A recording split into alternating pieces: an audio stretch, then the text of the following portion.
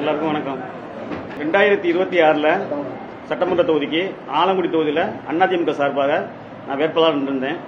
என்னை வேட்பாளராக அறிவிக்கிறதுக்கு வைப்பு நிதியாக பணம் கேட்டிருந்தாரு யாரு, முன்னாள் மாவட்ட செயலராக இருந்த விஜயபாஸ்கர்.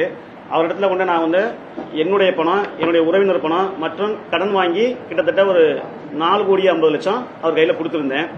அந்த பணத்தில் என்கிட்ட 50 லட்சம் மட்டும் திரும்பி கொடுத்துருக்காரு. மீத 4 கோடி பணம் தரல. இதுக்கான புகார் தான் இன்னைக்கு நான் எல்லா இடத்துலையும் கொடுத்துருக்கிறேன், எஸ்பிட்ட கொடுத்துருக்கிறேன். அதுக்கான மீட்டிங் தான் இன்னைக்கு அதிமுக சார்பாக இன்னைக்கு மாவட்ட கழக ஆஃபீஸில் போட்டு புகார் அனுப்பியிருக்கிறேன். முன்னாடி ஆமாம், நேரடியாக போய் இல்லை இன்னைக்கு பார்க்குறோம்.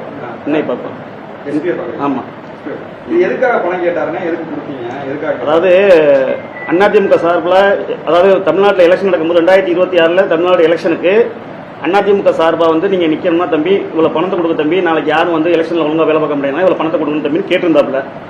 அதனால இந்த பணத்தை நான் 4,5 கோடி ரூபாய் கொடுத்துருந்தேன். என்னப்பா நிறைய பேர்ட்ட கேட்டேன்னு சொல்றாங்க. அவர் கேட்டாராம், நேற்று கூட பேசினாங்க, நிறைய பேர்ட்ட கேட்டாங்கன்னு சொல்றாங்க. ஆனா யார் கொடுத்தாங்கன்னு எனக்கு தெரியாது. நான் கொடுத்துருந்தேன்.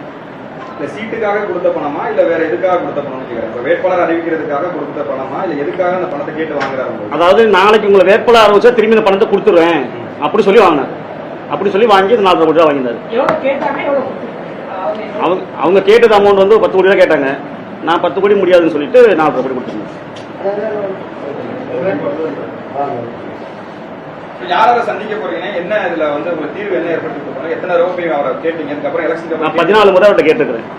14 முறை அவர்கிட்ட சந்திச்சு கேட்டிருக்கிறேன். நாளைக்கு பேசுவோம், நாளை பற்றி பேசுவோம் அப்படின்னு சொல்லுவாரு. இன்னும் அதுக்கான பேசி முடிக்கல. அதுக்காக தான் நாங்கள் இப்போ இந்த ஏற்பாடு பண்ணியிருக்கிறோம்.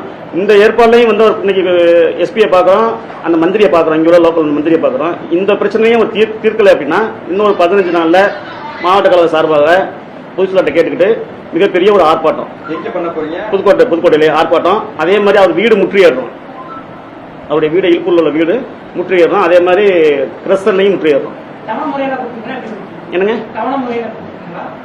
ஆமா, தவணை முறையில் 2 முறையா கொடுத்துருக்கேன். யார்கிட்ட கொடுத்தீங்க? நேரடியா விஜயபாஸ்கர்ட்டே கொடுத்தீங்களா இல்ல நேரடியா அவங்களோட ஆதரவாளர்? அவருடைய ஆதரவாளர். யார்கிட்ட கொடுத்தீங்க? அதாவது சோத்துப்பால முருகேசுங்கிறவர், இன்னொன்று பழனியான். அவர் நேரடியாவே உங்கள்ட்ட பணம் கேட்டாரா? போன்ல பணம் கேட்டாரு. இப்ப தலைமை கொடுக்க கூடாதுன்னு சொல்லியிருந்தாங்க. அதை மீறி ஏன் நீங்க இல்ல, இவர் போட்டு டெய்லிஸ் கேட்டுக்கிட்டே இருந்தாரு, கொடுத்துருங்க தம்பி, நாளைக்கு இங்க நிக்கிறவங்க ஒழுங்கா நின்று பண்ண மாட்டாங்க, ஜெயிக்கணும், எல்லாத்தையும் ஜெயிக்கணும்னு சொல்லி கேட்டாரு. அதுக்காக கொடுத்துட்டேன். ஆமா, சிஎம் கோரிக்கை வச்சிருக்காங்க. அதாவது அவங்க கட்சியை சார்ந்த இன்னைக்கு அவங்க கட்சியில இருக்காரு. யாரு? முன்னாள் அமைச்சர் விஜயபாஸ்கர் கட்சியில இருக்காரு. அதனால இந்த மாதிரி தவறு பண்ணியிருக்காரு, அந்த பணத்தை திரும்பி கொடுக்க சொல்லுங்க அப்படின்னு சொல்லி அவர்கிட்ட கனிவான கோரிக்கையை விஜய்க்கு வைக்கிறேன். தமிழ்நாடு முதலமைச்சர் விஜய்க்கு வைக்கிறேன். ஆமா, போராட்டம் பண்றோம். தலைமைச் செயலகத்தில் தலைமைச் செயலகம் முன்பு முதற்கொண்டு போராட்டம் பண்ற மாதிரி முடிவு பண்ணிக்கிறோம்.